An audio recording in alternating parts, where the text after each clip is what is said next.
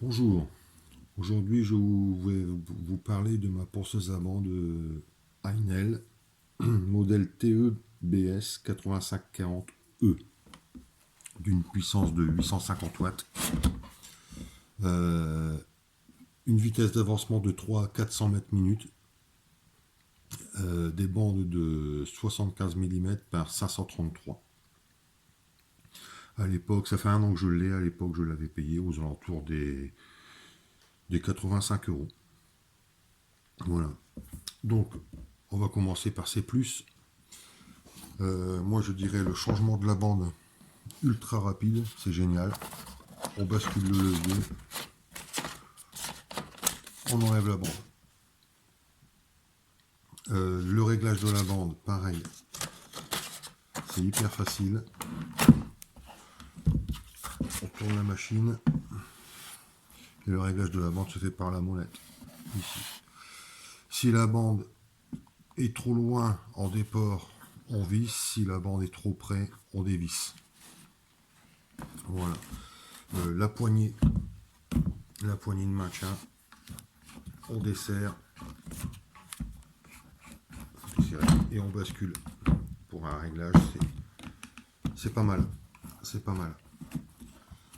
Le capot avant, on a le capot avant qui se lève. Alors normalement il faut appuyer ici, voilà, il se lève.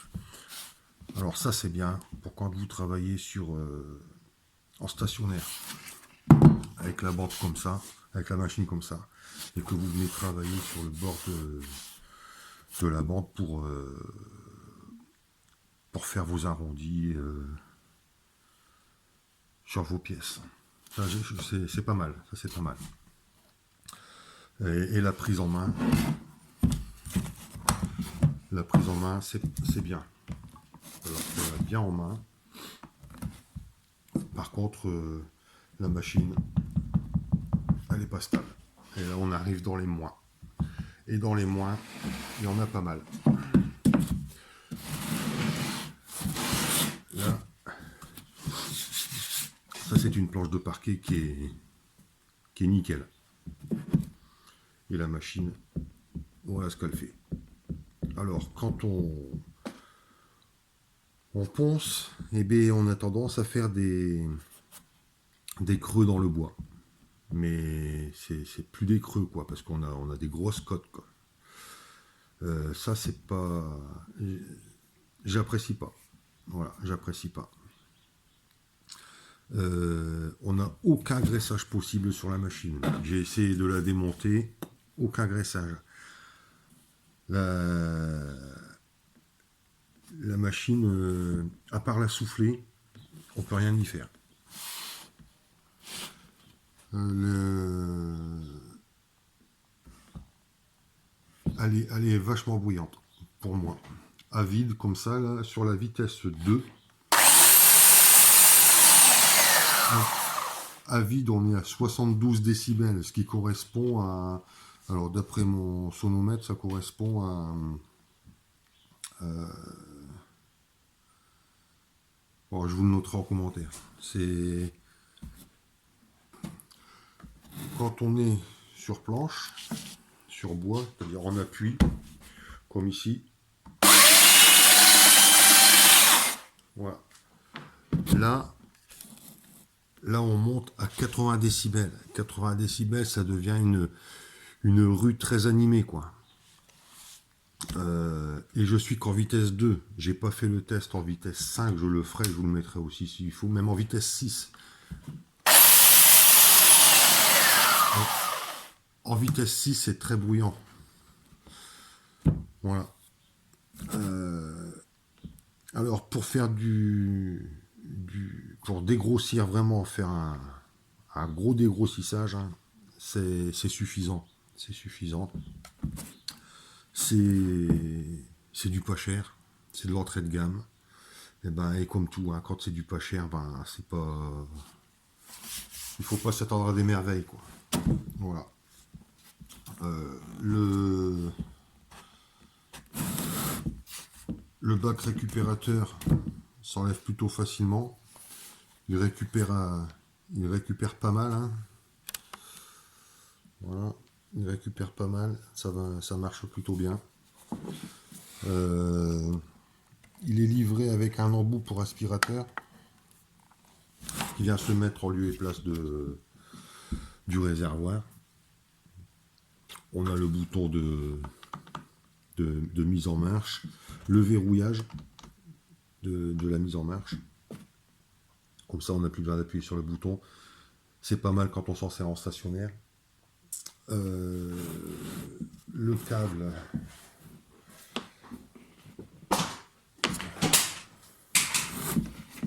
Le câble, on est pas loin des 2,30 m. C'est bien aussi. C'est bien aussi. Et voilà. Et voilà. Ce qu'il y a de dommage, c'est on ne peut vraiment pas faire de graissage parce que peut-être qu'un petit graissage, ça serait suffisant pour atténuer un peu le bruit. C'est une machine qui a tendance à bourrer dans la partie arrière. Et après, je vous dis, c'est pour un une utilisation de gros dégrossissage, quoi. Bon, c'est parti pour un essai.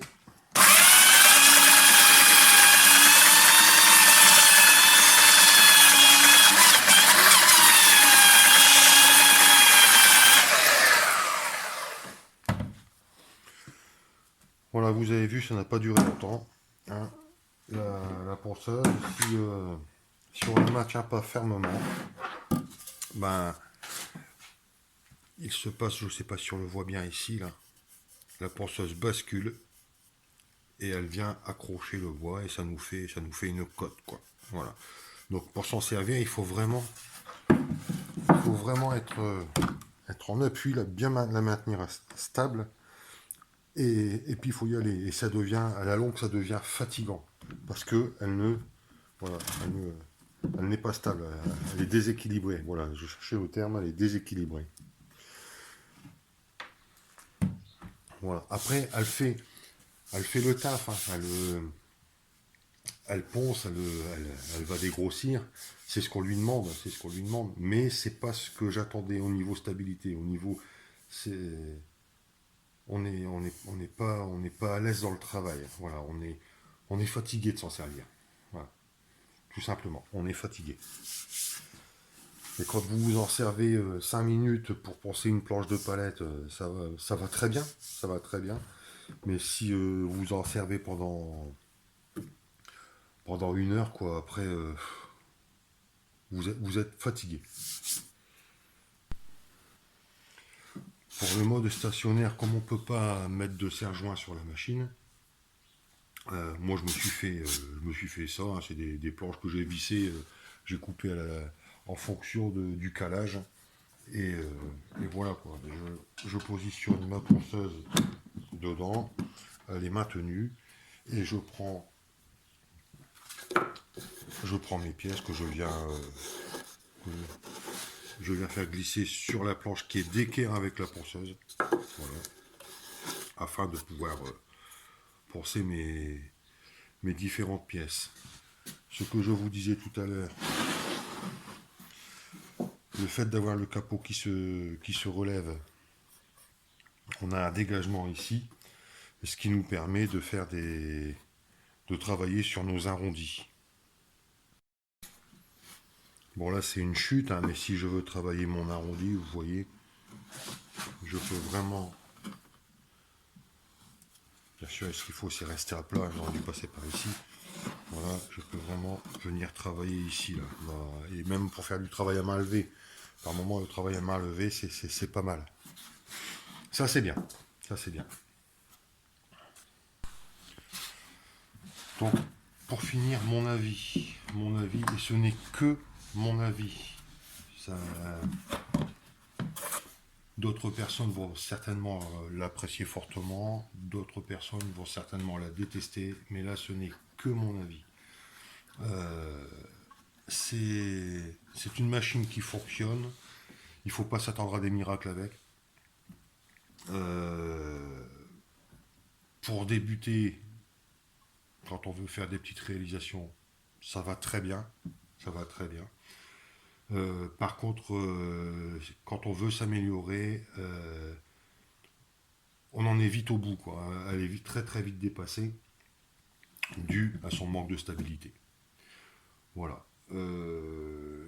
Moi, je dirais que tant que vous travaillez sur du grossier, ça va aller. Et si vous voulez affiner, il faudra passer sur autre chose. Ce que je ferai prochainement. Mais quand on a besoin de matériel au départ, quand on débute, ben, on prend ce qu'il y a de pas cher parce qu'il nous faut beaucoup de matos. Et ben moi j'ai pris ça et ben là je vais devoir la remplacer quand je sais pas, mais je prendrai autre chose. Voilà, ça fait un moment que je surveille la grosse Makita et ça sera certainement celle-ci. Voilà. Mais écoutez, j'espère que ça vous aura apporté quelques réponses. Si vous avez des questions, vous pouvez me les mettre en commentaire, j'y répondrai avec grand plaisir, si je peux.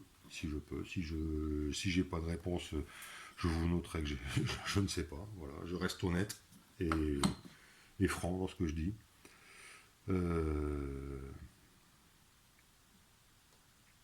Voilà. Allez, au revoir.